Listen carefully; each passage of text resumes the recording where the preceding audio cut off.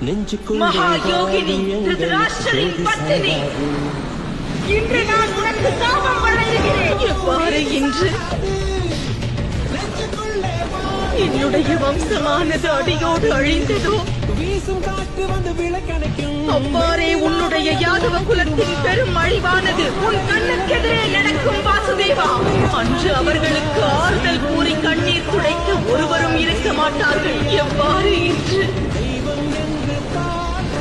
இந்நகரம் களை இழந்து இருளில் மூழ்கியுள்ளதோ, இதை போலவே ஒரு நாள் உனது நகரமும் சமுத்திரத்தில் மூழ்கி அழிவை பெறும். உனது நகரில் ஜொலிக்கும் தங்க பவனங்கள்